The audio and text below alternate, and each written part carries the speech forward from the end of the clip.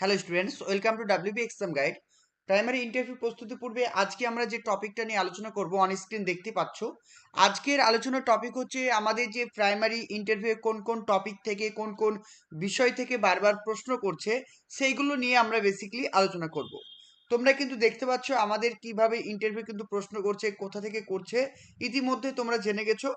আর আমি যে টপিকগুলো আলোচনা করব সেখান থেকে কিন্তু তোমাদের বারবার করে প্রশ্ন করছে, সেইগুলোই আমরা একটু দেখবো। এখানে কিন্তু প্রিভিয়াস ইয়ার কোশ্চিন যেগুলো বারবার জিজ্ঞাসা করছে সেগুলো কিন্তু লেখা আছে। এগুলো সহজ, এই প্রশ্নগুলো বারবার কিন্তু আমি আমার নোটসে কিন্তু দেওয়া আছে বলে এর উত্তরগুলো আমি লিখে নিই। কিন্তু কিন্তু সালোক সংশ্লেষ থেকে বিভিন্নভাবে ইন্টারভিউ কিন্তু প্রশ্ন করছে বলে আমরা সালোক সংশ্লেষটাকে একটু ডিটেলসে পড়ব। ঠিক আছে, প্রত্যেকে ভালো করে দেখো সালোক সংশ্লেষ জিনিসটা কি, এবং প্রত্যেকে একটু ভালো করে আমরা দেখে নিই। দেখো, প্রথমে দেখব সালোক সংশ্লেষ হলো উদ্ভিদের একটি অত্যন্ত গুরুত্বপূর্ণ শারীরবৃত্তীয় প্রক্রিয়া। তাহলে এটা হচ্ছে একটা উদ্ভিদের প্রক্রিয়া। এই প্রক্রিয়ার মাধ্যমে সবুজ উদ্ভিদ নিজের খাদ্য নিজে কিন্তু তৈরি করতে পারে এবং একই সঙ্গে পৃথিবীর অন্যান্য জীবের জন্য খাদ্য ও অক্সিজেন সরবরাহ করে। বোঝা গেল? তারপর দেখো, সালোক সংশ্লেষ বলতে সেই প্রক্রিয়াকে বোঝায় যেখানে ক্লোরোফিল যুক্ত জীবিত কোষে সূর্যের আলোক শক্তির সাহায্যে কার্বন ডাই অক্সাইড ও জল থেকে শর্করা জাতীয় খাদ্য প্রস্তুত হয় এবং উপজাত হিসাবে অক্সিজেন নির্গত হয়। তাহলে যদি তোমাকে ইন্টারভিউ জিজ্ঞেস করে আচ্ছা বলুন তো সালোক সংশ্লেষ কাকে বলে, ইন্টারভিউ প্রশ্নটা করতে পারে, তখন তোমাকে এইভাবে এইটুক সুন্দরভাবে তোমাকে গুছিয়ে বলতে হবে। স্যার, সালোক সংশ্লেষ প্রক্রিয়া বলতে বোঝায় সেই প্রক্রিয়াকে বোঝায় যেখানে ক্লোরোফিল যুক্ত জীবিত কোষে সূর্য আলোকের বা সূর্যের উপস্থিতিতে বা সূর্য আলোকের সাহায্যে কার্বন ডাই অক্সাইড ও জল থেকে শর্করা জাতীয় খাদ্য প্রস্তুত হয় এবং উপজাত হিসাবে অক্সিজেন নির্গত হয়। এই প্রক্রিয়াটি প্রধানত উদ্ভিদের পাতার মেসোফিল কলায় অবস্থিত ক্লোরোপ্লাস্টে সংগঠিত হয়। ইম্পর্টেন্ট। তবে এটি শুধু পাতাতেই সীমাবদ্ধ নয়। উদ্ভিদের যেসব অংশে ক্লোরোফিল থাকে, যেমন সবুজ কাণ্ড, শাখা প্রশাখা কিংবা ক্যাকটাসের পরিবর্তিত সবুজ কাণ্ড, যেখানে সালোক সংশ্লেষ ঘটে। তাহলে এখান থেকে তোমাদের ইন্টারভিউ কি কি প্রশ্ন করতে পারে বলতে পারে, আচ্ছা বলুন তো সালোক সংশ্লেষ প্রধানত কোথায় হয়? আমরা জানি সালোক সংশ্লেষ প্রধানত গাছের পাতাতে হয়। শুধুমাত্র কি পাতাতেই সালোক সংশ্লেষ হয়? না, শুধুমাত্র পাতাতে হয় না, উদ্ভিদের সবুজ কাণ্ডেও সালোক সংশ্লেষ হতে পারে। যে সমস্ত উদ্ভিদের পাতাগুলো কাঁটাতে রূপান্তরিত হয় তাদের সাধারণত আমরা দেখেছি যে উদ্ভিদের কাণ্ডে সালোক সংশ্লেষ হয়ে থাকে। সালোক সংশ্লেষের জন্য 4টি প্রধান উপকরণ প্রয়োজন, অর্থাৎ সালোক সংশ্লেষ করতে গেলে 4টি কাঁচামাল প্রয়োজন। কি কি? 1 নম্বর হচ্ছে কি সূর্য আলো, ক্লোরোফিল, জল, কার্বন ডাই অক্সাইড। তাহলে কি বললাম? সূর্য আলো, ক্লোরোফিল, জল এবং কার্বন ডাই অক্সাইড। এর মধ্যে কার্বন ডাই অক্সাইড ও জল হলো মূল কাঁচামাল। তাহলে যদি তোমাকে জিজ্ঞেস করে যে সালোক সংশ্লেষের মূল কাঁচামাল কোনগুলো, সেটা হবে কার্বন ডাই অক্সাইড এবং জল। এবং সালোক সংশ্লেষের মূল উপাদান কোনগুলো, সেটা হচ্ছে সূর্য আলোক, ক্লোরোফিল, জল এবং কার্বন ডাই অক্সাইড। মনে থাকবে? এবার আমরা দেখব এই যে সালোক সংশ্লেষ প্রক্রিয়ায় যে সংকেতটা কি। দেখতে পাচ্ছি এখানে আমরা 6টা কার্বন ডাই অক্সাইড থাকছে, মানে 6 অণু কার্বন ডাই অক্সাইড থাকছে এবং 6 অণু জল থাকছে। এই দুটো যখন বিক্রিয়া করছে, বিক্রিয়া করে কি তৈরি হচ্ছে? C6H12O6, মানে কি হচ্ছে? 6টা কার্বন, 12টা হাইড্রোজেন এবং 6টা অক্সিজেন মিলে তৈরি হচ্ছে গ্লুকোজ। ঠিক আছে, শর্করা তৈরি হচ্ছে, আর 6 অণু অক্সিজেন তৈরি হচ্ছে। এবার একটা কথা মাথায় রাখবে, অনেক সময় তোমাদেরকে ইন্টারভিউ জিজ্ঞেস করতে পারে এই যে অক্সিজেনটা তৈরি হচ্ছে, এই অক্সিজেনটা কি থেকে তৈরি হচ্ছে? সেটা হচ্ছে জল। এই জল ভেঙে তৈরি হচ্ছে কি? অক্সিজেন। এই জলকে যখন আমরা H2O, যখন আমরা এটাকে প্রচুর পরিমাণে তাপ প্রয়োগ করব, সেটা কি হবে? H এবং H2 এবং O, মানে হাইড্রোজেন এবং অক্সিজেনে সেটা কিন্তু ভেঙে যাবে। মনে থাকবে, হাইড্রোজেন এবং অক্সিজেনে ভেঙে যায়। এটাকে কি বলা হয়? এটাকে বলা হয় ফটোলাইসিস প্রক্রিয়া বলা হয়। এটাকে ফটোলাইসিস প্রক্রিয়া বলা হয়। এই প্রক্রিয়ায় সূর্যের আলোক শক্তি রাসায়নিক শক্তিতে রূপান্তরিত হয়। ইম্পর্টেন্ট। তাহলে আমরা দেখলাম যে সালোক সংশ্লেষ প্রক্রিয়া কোন শক্তিতে রূপান্তরিত হয়? সেটা হচ্ছে আলোক শক্তি রাসায়নিক শক্তিতে রূপান্তরিত হয় এবং সেই শক্তি গ্লুকোজ বা শর্করা আকারে উদ্ভিদে সঞ্চিত হয়। উৎপন্ন গ্লুকোজের একটি অংশ উদ্ভিদ তাৎক্ষণিক শক্তি হিসেবে ব্যবহার করে, আর অতিরিক্ত অংশ স্টার্চ বা শ্বেতসার হিসাবে মূল, কাণ্ড, পাতা, ফল ও বীজে জমা করে। সালোক সংশ্লেষের প্রধান উপজাত হলো কি? অক্সিজেন। উপজাত মানে যেগুলো তৈরি হয়। তাহলে সালোক সংশ্লেষ প্রক্রিয়ার প্রধান উপজাত দ্রব্য কোনটি? সেটা হচ্ছে কি? অক্সিজেন। উপজাত মানে কি? বর্জ্য পদার্থ। এটা হচ্ছে কি? উদ্ভিদের জন্য এটা হচ্ছে বর্জ্য পদার্থ। যেমন আমাদের মানুষের জন্য কিছু বর্জ্য পদার্থ রয়েছে, ঠিক তেমনি উদ্ভিদের জন্য বর্জ্য পদার্থ কি? অক্সিজেন। এটা হচ্ছে উপজাত পদার্থ, যা জীবজগতের শ্বাস প্রশ্বাসের জন্য অপরিহার্য। এছাড়া সামান্য পরিমাণে পানি উপজাত হিসাবে তৈরি হয়। সব উদ্ভিদ কিন্তু সালোক সংশ্লেষ করতে পারে না। যে সমস্ত উদ্ভিদে ক্লোরোফিল নেই তারা খাদ্য তৈরি করতে সক্ষম মানে অক্ষম, তাই তারা হচ্ছে পরভোজী প্রকৃতির হয়। উদাহরণ হিসেবে বলতে পারি, যদি তোমাকে ইন্টারভিউ জিজ্ঞেস করতে পারে বলে যে বলুন তো কয়েকটি এমন উদ্ভিদের নাম বলুন যারা কিন্তু সালোক সংশ্লেষ তৈরি করতে পারে না বা সালোক সংশ্লেষ করতে পারে না, তো সেক্ষেত্রে তোমাকে আনসার করতে হবে কি? স্বর্ণলতা, তারপর হচ্ছে কি রাফলেসিয়া, টুথওয়ার্ট, ইন্ডিয়ান পাইপ, ছত্রাক, এরা কিন্তু কখনো সালোক সংশ্লেষ করতে পারে না। আর একটা ইন্টারভিউ প্রশ্ন করতে পারে, আচ্ছা বলুন তো সালোক সংশ্লেষ কি শুধুমাত্র দিনের বেলায় হয় না রাত্রিতেও হয়? দেখে নাও এটার আনসার কি হবে। স্যার সাধারণতভাবে সালোক সংশ্লেষ দিনের আলোতেই সংঘটিত হয়, তবে কিছু বিশেষ উদ্ভিদ রয়েছে যাদেরকে কি বলা হয়? ক্যাম্প বলা হয়। তাদেরকে কি বলা হয়? ক্যাম্প বলা হয়। যেমন হচ্ছে কি ক্যাকটাস, ঘৃতকুমারী, এই সমস্ত উদ্ভিদগুলি মরুভূমির শুষ্ক পরিবেশে অভিযোজিত। তারা দিনে জল ক্ষয় রোধ করতে তাদের যে স্টোমটা সেটাকে বন্ধ করে রাখে। তাহলে মরুভূমি এলাকায় কি জলের প্রচুর পরিমাণে ঘাটতি রয়েছে, ফলে এই সমস্ত উদ্ভিদগুলো কি করে? তাদের পাতাতে বা তাদের যে কাণ্ডে যে স্টোমাটা থাকে সেই স্টোমাটাগুলো কি করে? বন্ধ করে রাখে এবং রাতে কার্বন ডাই অক্সাইড গ্রহণ করে। মানে কি বল, স্টোমাটার সাহায্যে কি করে? স্টোমাটার সাহায্যে তারা কার্বন ডাই অক্সাইড গ্রহণ করে, ফলে দিনের বেলায় তারা কি করে? স্টোমাটাগুলো বন্ধ করে রাখে। রাত্রিবেলায় সেই স্টোমাটাগুলো ওপেন করে বা স্টোমাটাগুলো ওপেন করে কার্বন ডাই অক্সাইডকে গ্রহণ করে সঞ্চয় করে রাখে। যখন সকাল হয়, দিনের বেলা হয়, তখন তারা সূর্য আলোকের উপস্থিতিতে খাবার তৈরি করে। ঠিক যেমন আমরা আগুন ছাড়া যেমন খাবার তৈরি করতে পারবো না, তাহলে বলা গেল যে তোমার বাড়িতে এখন আগুন নেই, তুমি কি খাবার তৈরি করতে পারবে? না স্যার, আগুন ছাড়া খাবার তৈরি করতে পারবো না, কিন্তু খাবার তৈরি করার জন্য যে সমস্ত সামগ্রীগুলো প্রয়োজন, জল, চাল বা এখন তরকারি, সেগুলোকে জোগাড় করে রাখবো, যখন আগুন পাবো তখন আমি রান্না করব। ঠিক তেমনি গাছেরা সূর্য আলোক ছাড়া রান্না করতে পারবে না, কিন্তু রাত্রিবেলায় কি করে? তারা কার্বন ডাই অক্সাইড নিয়ে নিজেদের দেহে সঞ্চয় করে রাখে, যখন তারা সকালবেলা সূর্য আলো পায় তখন তারা কিন্তু রান্না করতে পারে। তখন যখন রান্না করে তখন তারা স্টোমাটাকে বন্ধ করে রাখে। তারপরে ইম্পর্টেন্ট, তারপর হচ্ছে কিছু কিছু অণুজীব প্রাণী সালোক সংশ্লেষ করতে পারে। তাহলে ইন্টারভিউ যদি প্রশ্ন করে, আচ্ছা বলুন তো কয়েকটি সালোক সংশ্লেষের সক্ষম প্রাণীর নাম, তখন আনসার কি হবে? ইউগ্লিনা, তারপরে আমরা বলতে পারি কি ক্রাইস্যামিবিয়া। ঠিক আছে, এগুলো কিন্তু আমাদেরকে বলতে হবে। ঐতিহাসিকভাবে 1893 সালে মতান্তরে 1898 সালে আমেরিকান উদ্ভিদ বিজ্ঞানী চার্লস রেইড বার্নস প্রথম এই সালোক সংশ্লেষ বা ফটোসিনথেসিস কথাটি ব্যবহার করেন। গ্রিক শব্দ ফোটোস, যেটার অর্থ হচ্ছে আলো, এবং সিনথেসিস কথার অর্থ হচ্ছে সংযোজন করা। ঠিক আছে, ইন্টারভিউর জন্য প্রস্তুতি নিতে চাইছো, আমাদের ডাব্লিউবি এক্সাম গাইডের সমস্ত নোটসপত্র রেডি রয়েছে, তো তোমরা চাইলে সেগুলোকে পারচেস করে সামান্য অর্থের বিনিময়ে সেগুলো তোমরা কিনে পড়তে পারবে। এখানে প্রত্যেকটা ফোল্ডার দেওয়া আছে, দেখতে পাচ্ছ আদার্স, ইংরেজি, গণিত, শ্রেণী বই, ভূগোল, বাংলা, ডিএলএড বই, সহজ পাঠ, প্রিভিয়াস ইয়ার কোশ্চিন এবং সমস্ত জেলা এবং প্রত্যেকটা টপিক, অর্থাৎ যার যে সাবজেক্টে অনার্স, এখানে দেখতে পাচ্ছ অনার্স বলে একটা পিডিএফ দেওয়া আছে, দেখতে পাবে তোমরা এখানে এখানে রয়েছে অ্যাকচুয়ালি। দেখো অনার্স সাবজেক্ট, এই অনার্স সাবজেক্ট মানে এখানে যার যে সাবজেক্টে অনার্স সমস্ত কিছু পিডিএফ কিন্তু দেওয়া আছে।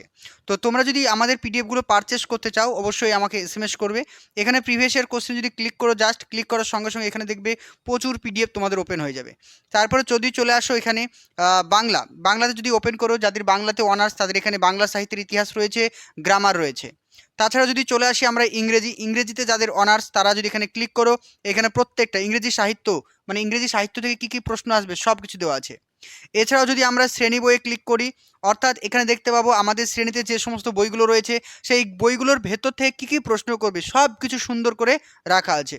আবার যদি আদার্সে ক্লিক করি, এখানে আমাদের যে ফোল্ডারটা ওপেন হবে, জাতীয় সঙ্গীত, জাতীয় গান, জাতীয় পতাকা, এনসিইআরটি সমস্ত কিছু, West Bengal board of primary education model school, মানে এর থেকে জেড পর্যন্ত ইন্টারভিউর জন্য যা যা দরকার, ন্যাশনাল এডুকেশন পলিসি, সব কিছু তোমাদের কভার করা আছে, প্রত্যেকটা জিনিস। গণিত, অঙ্ক থেকে যাদের যে সাবজেক্ট অনার্স আছে, এছাড়াও গণিত থেকে যে যে প্রশ্নগুলো করবে সব কিছু দেওয়া আছে। তো তোমরা ভূগোল বা পরিবেশ থেকে যা যা পড়তে হবে সব কিছু এখানে দেওয়া আছে, তোমরা ইজিলি কিন্তু সমস্ত কিছু পড়তে পারবে, ঠিক আছে, যেগুলো কিন্তু ইন্টারভিউর জন্য তোমাদের খুবই গুরুত্বপূর্ণ। স্ক্রিনে দেওয়া নাম্বারে কন্ট্যাক্ট করো, পিডিএফগুলোকে কিনে নাও, ভালো করে মন দিয়ে পড়াশোনা করো। তো এটা কিন্তু একটু ভালো করে পড়ে রাখবে, সালোক সংশ্লেষ থেকে যে ধরনের প্রশ্ন আসছে সেটা কিন্তু ইম্পর্টেন্ট। ওকে, চলো নেক্সট কোশ্চেন। ধরুন আপনি ক্লাসে প্রবেশ করলেন কিন্তু দেখলেন ক্লাসে বাচ্চারা বিশৃঙ্খল অবস্থায় আছে। এই অবস্থায় আপনি কিভাবে তাদেরকে ক্লাসে মনোযোগী করে তুলবেন? যারা আমাদের নোটসগুলো কিনেছো তারা বুঝতে পারছো যে আমাদের নোটস থেকে কিন্তু ঘুরে ঘুরে প্রশ্নগুলো করছে। তারাই পড়ছো, ভালো করে পড়ো, আশা করছি এগুলো থেকে তোমাদের প্রশ্ন করবে। ঠিক আছে, প্রত্যেকে পড়ো। আর যারা এখনো আমাদের নোটসগুলো কেননি অতি শীঘ্র কিনে নাও, কারণ দেখতে পাচ্ছ আমাদের নোটসের দাম এখন অনেক কম। এই অল্প সময়ে পুরো জিনিসটাকে একবার রিভিশন করে যাও, তোমাদের কিন্তু উপকার আসবে। দেখো বলছে কি, দেখো, ধন্যবাদ এই প্রশ্নটি করার জন্য। আমার মতে ক্লাসে বিশৃঙ্খলা হওয়া অস্বাভাবিক কিছুই নয়, বিশেষ করে শিশুদের ক্ষেত্রে।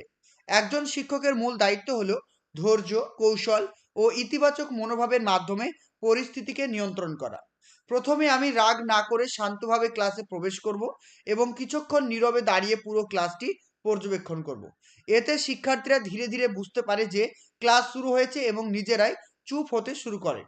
আমি ক্লাসটিকে আরও আকর্ষণীয় করার জন্য অ্যাক্টিভ লার্নিং পদ্ধতি ব্যবহার করব, যেমন দলগত ভিত্তিক আলোচনা, বোর্ডে লিখে উত্তর দেওয়া, ছোট ছোট কোনো কার্যক্রম। এতে শিক্ষার্থীরা ক্লাসে অংশগ্রহণ করতে আগ্রহী হয় এবং স্বাভাবিকভাবে তারা মনোযোগী হয়ে ওঠে। ঠিক আছে, সুন্দর করে গুছিয়ে বলতে হবে। নেক্সট কোশ্চেন, আইজ্যাক নিউটনের সূত্রগুলি বলুন। তাহলে একজন যিনি সায়েন্সের স্টুডেন্ট ছিলেন তাকে জিজ্ঞাসা করছে, আচ্ছা বলুন তো আইজ্যাক নিউটনের তিনটি সূত্র কি কি? তাহলে কি কি হবে? প্রথম সূত্র বলা হয়েছে যে কোনো বস্তু স্থির অবস্থায় থাকলে সারা জীবন স্থির থাকবে, আর কোনো বস্তু যদি গতিশীল অবস্থায় থাকে গতিশীলই থাকবে, বাইরে থেকে যতক্ষণ না পর্যন্ত আমরা বল প্রয়োগ করব। এটাকে বলা হয় কি? জড়তার সূত্র। মনে থাকবে? তারপর নেক্সট দেখো, দ্বিতীয় গতিসূত্র। এখানে বলছি কি, দেখো, কোনো বস্তুর ওপর প্রয়োগকৃত বল তার ভর ও ত্বরণের গুণফলের সমান। ঠিক আছে। আর তৃতীয় সূত্র হচ্ছে প্রতিটি ক্রিয়ার বিপরীত প্রতিক্রিয়া থাকে, এটাকে বলছি আমরা গতিসূত্র। তাহলে তোমাদেরকে আমার একটা প্রশ্ন থাকলো যে আমরা যখন বাসে চাপি, হঠাৎ যখন বাস চলতে শুরু করে আমরা কিন্তু কি করি বলতো? পিছন দিকে চলে যাই। এটা নিউটনের কোন সূত্র অনুযায়ী হয়? আরেকটা প্রশ্ন থাকলো, যখন আমরা বাসে চাপি হঠাৎ করে ব্রেক করলে আমরা সামনের দিকে ঝুঁকে পড়ি, এটা নিউটনের কোন গতিসূত্র অনুযায়ী হয়? এটা আমাকে বলে দাও। নেক্সট দেখো, আরটি অ্যাক্ট অনুযায়ী প্রাথমিক এবং উচ্চ প্রাথমিক স্তরে শিক্ষক এবং শিক্ষার্থীর অনুপাত কত? আমরা জানি প্রাথমিক বিদ্যালয়ে সেটা হচ্ছে কত? 1:3। 1:3 হচ্ছে কি প্রাথমিক বিদ্যালয়, যেটা হচ্ছে ক্লাস 1 থেকে 5 পর্যন্ত। আর উচ্চ প্রাথমিক মানে হচ্ছে ক্লাস 6 থেকে 8 পর্যন্ত, যেখানে রয়েছে 1:35। মনে থাকবে? নেক্সট কোশ্চেন, ব্রেল কাজের জন্য ব্যবহার করা হয় এবং ব্রেল দিবস কবে পালন করা হয়? ব্রেল সাধারণত দৃষ্টি প্রতিবন্ধী বা অন্ধ শিশুদের জন্য ব্যবহার করা হয়। আর এটি ব্রেল মানে লুইস ব্রেল কিন্তু আবিষ্কার করেছেন। ঠিক আছে, বা উইনসট ব্রেল দ্বারা উদ্ভাবিত এটি। আর এই ব্রেল দিবস পালন করা হয় আমাদের 4 জানুয়ারি, মানে 4ই জানুয়ারি কিন্তু ব্রেল দিবস পালন করা হয়। নেক্সট কোশ্চেন, নিউটনের তৃতীয় সূত্রটি আপনি বাস্তবে কিভাবে প্রয়োগ করে দেখাবেন? খুবই সুন্দর একটা প্রশ্ন করেছিল। বলছে নিউটনের তৃতীয় সূত্রটি হলো প্রতিটি ক্রিয়ার একটি বিপরীত প্রতিক্রিয়া রয়েছে। তো আমি বাচ্চাদেরকে বল দিয়ে বোঝাবো, যদি কোনো একটা বল আমরা দেওয়ালে জোরের সঙ্গে ধাক্কা মারি, সেই বলটা কিন্তু ততটাই গতিতে আমাদের দিকে ফিরে আসবে, এটা আমরা বলতে পারি। বা আমরা ওপর দিকে যদি কোনো কিছু ঢিল ছুঁড়ি, যত গতিতে ঢিলটি ছুড়বো ঠিক ততটা গতিতে কিন্তু সেই ঢিলটি আমাদের দিকে ফিরে আসবে। এইভাবে আমরা কিন্তু বাচ্চাদেরকে বোঝাতে পারবো। নেক্সট কোশ্চেন, অরুন্ধতী রায়ের একটি লেখার নাম বলুন। নাম হবে কি? The voice of memory. খুব ইম্পর্টেন্ট একটা। অরুন্ধতী রায় কে ছিলেন? আমাদের ভারতীয় একজন ইংলিশ সাহিত্যিক ছিলেন, যার লেখা হচ্ছে দ্য ভয়েস অফ মেমোরি। মুক্তিবেগ কি? আপনি বাচ্চাদের কিভাবে বোঝাবেন? দেখো, আমি বাচ্চাদের সহজভাবে মুক্তিবেগ বোঝাবো এইভাবে। ধরো আমরা একটি বল উপরের দিকে ছুড়লাম, যদি বলটা কম জোরে ছোড়া হয় তবে এটি আবার পৃথিবীতে ফিরে আসবে। কিন্তু যদি বলটি এমন জোরে আমি ছোড়া হয় পৃথিবীর টানকে হারাই এবং আর ফিরে আসবে না, তখন সেই ন্যূনতম গতিকে আমরা কি বলবো? মুক্তিবেগ। বোঝা গেল? তাহলে বাচ্চাদেরকে আমি কি বলবো? দেখো তো, এই বলটি যদি আমরা ওপর দিকে ছুরি কি হবে বলো তো? এই বলটি কিন্তু আবার আমার হাতের কাছে এসে ফিরে আসবে। কিন্তু আমরা যদি এমন একটা জোরে বলটিকে ওপর দিকে ছুড়ি, তাহলে সেই বলটি কিন্তু আর আমাদের কাছে ফিরে আসবে না। কারণটা কি বলতো? এই যে পৃথিবীর যে মাধ্যাকর্ষণ শক্তি রয়েছে, সেই মাধ্যাকর্ষণ শক্তিকে অতিক্রম করে সেই বলটি ওপর দিকে চলে যাবে। সেই বলটি আর কখনোই আমাদের পৃথিবীতে ফিরে আসবে না। যে গতিতে আমরা বলটি ছুটবো সেই গতিকে আমরা কি বলবো জানো? সেটাকে আমরা বলবো মুক্তিবেগ। সেটার মান হচ্ছে 11.2 কিলোমিটার প্রতি সেকেন্ড। নেক্সট দেখো, আরটিই অ্যাক্ট সংবিধান কবে এবং কোন আর্টিকেলে অন্তর্ভুক্ত করা হয়েছে? আরটি অ্যাক্ট যেটা হচ্ছে আমাদের রাইট টু এডুকেশন অ্যাক্ট, বা এগুলো কিন্তু আমি ডিটেলসে ক্লাস করানো হচ্ছে, একদম পুরো ডিটেলসে কিন্তু নোটসে দেওয়া আছে। ঠিক আছে? আরটি বলছে কি, আরটি অ্যাক্ট বা রাইট টু এডুকেশন অ্যাক্ট যেটা 2002 সালের 86তম সংবিধান সংশোধনীর মাধ্যমে অন্তর্ভুক্ত করা হয়েছে। এটি আর্টিকেল 21-এর এতে যুক্ত করা হয়েছে, অর্থাৎ মৌলিক অধিকার। এখানে বলা হয়েছে 6 থেকে 14 বছর বয়সীদের বাধ্যতামূলক বিনামূল্যে শিক্ষা দেওয়ার কথা। নেক্সট কোশ্চেন, দ্বিতীয় শ্রেণীর কাম্য শিখন সামর্থ্যগুলি কি কি? খুব ইম্পর্টেন্ট প্রশ্ন। এগুলো কিন্তু সবই আমার ক্লাসে নোটসে দেওয়া আছে, একটু তোমরা যদি পড়ো তাহলে কিন্তু এগুলো সবই পারবে।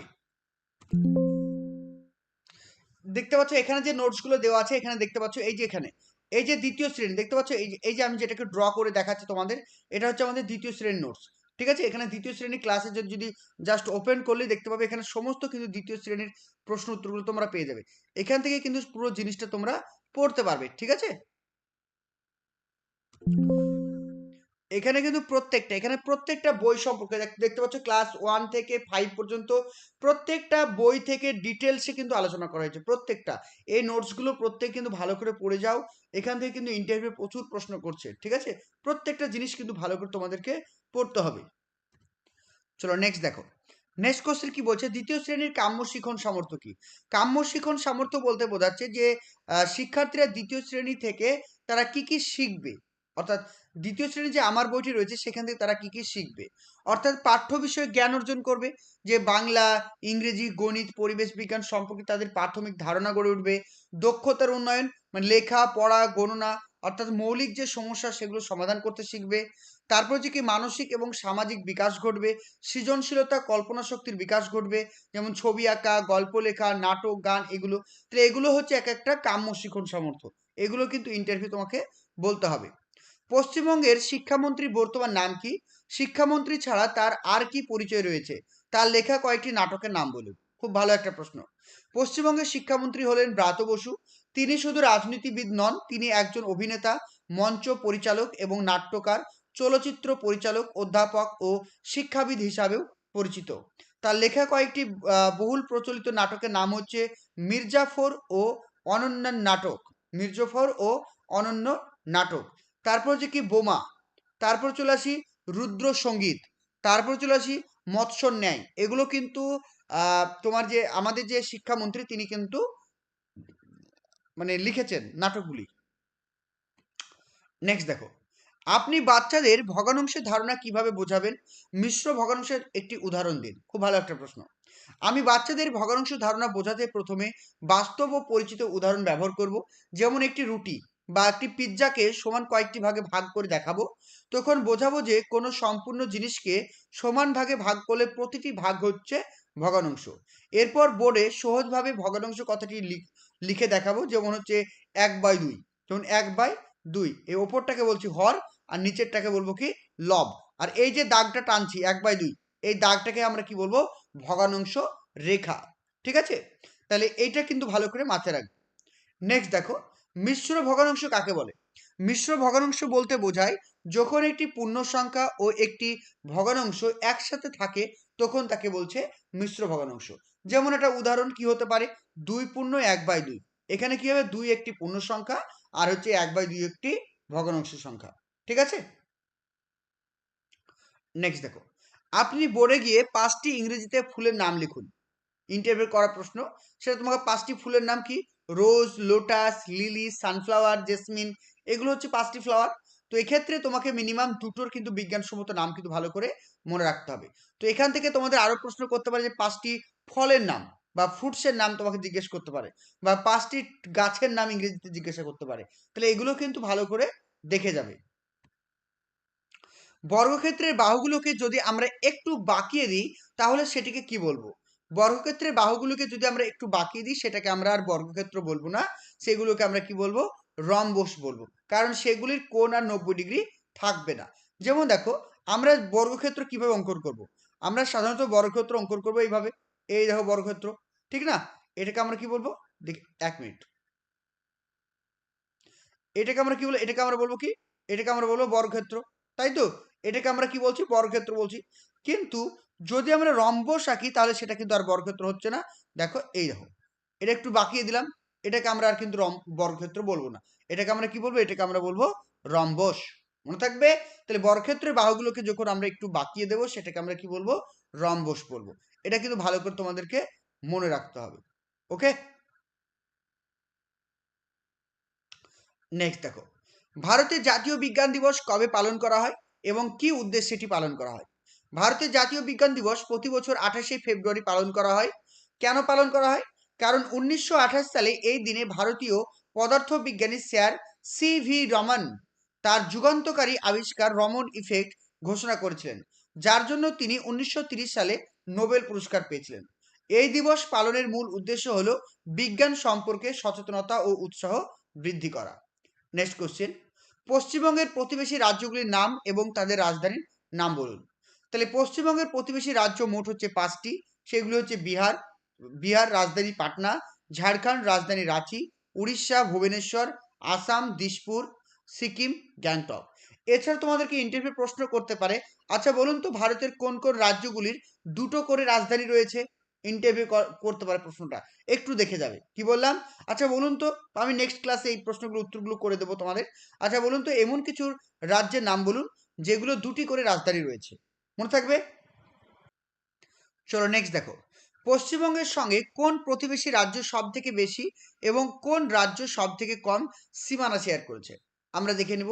পশ্চিমবঙ্গের সঙ্গে সব থেকে বেশি সীমানা শেয়ার করেছে উড়িষ্যা, আর সব থেকে কম করেছে সিকিম।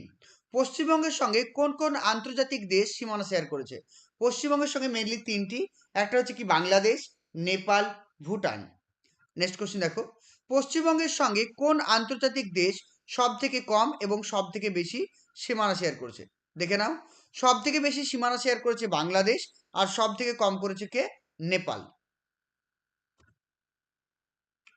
চলো নেক্সট দেখো, আপনি কিভাবে শিশুদের কাছে ইংরেজি বিষয়টি সহজভাবে পড়াবেন? এই প্রশ্নটা আমি কিন্তু অলরেডি এর আগে আলোচনা করেছি বা নোটসে দেওয়াও আছে, তবু একটু আলোচনা করে দিলাম, ভালো করে পড়ে যাবে। আমি শিশুদের কাছে ইংরেজি সহজভাবে শেখাতে খেলাধুলা, গল্প, চিত্র ব্যবহার করব এবং প্রথমে সরাসরি শব্দ এবং বাক্য ব্যবহার করে পরিচিত জিনিসের সঙ্গে যুক্ত করব, যেমন ফল, পশু, দৈনন্দিন ক্রিয়াকলাপ এগুলি।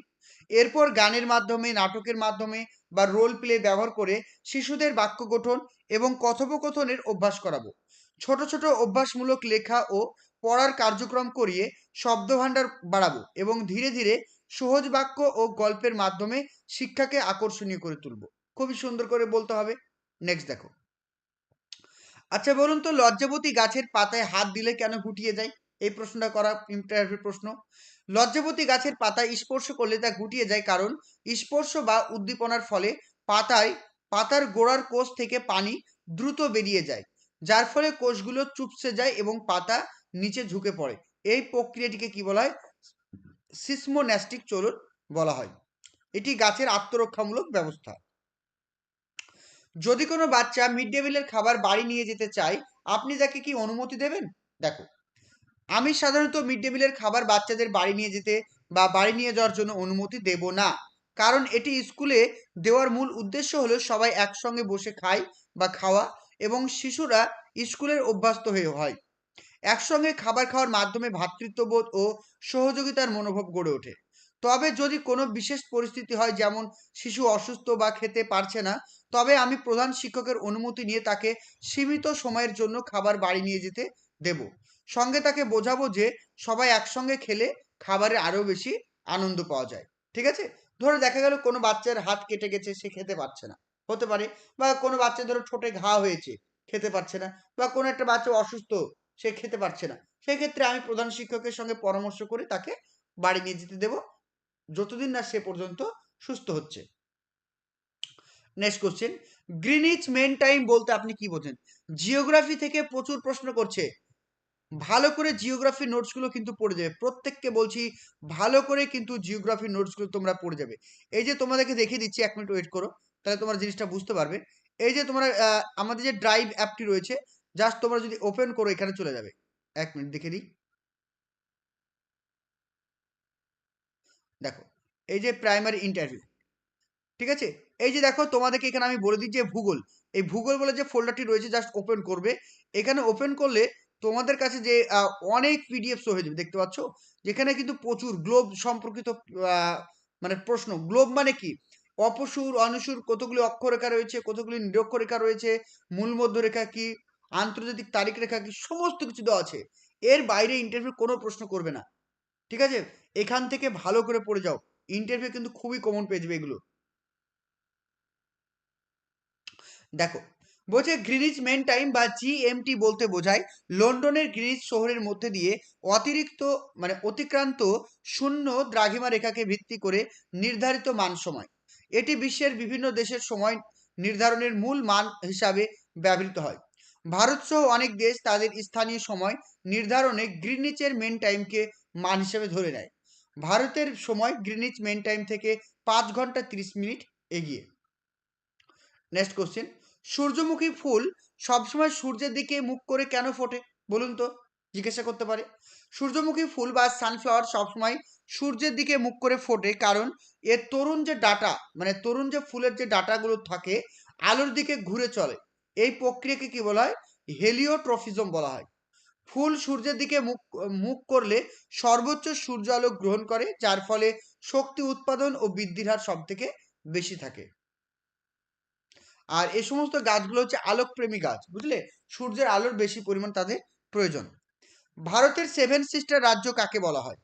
ভারতের উত্তর পূর্ব অঞ্চলে যে 7টি রাজ্য রয়েছে সেগুলিকে কি বলা হয়? 7 সিস্টার।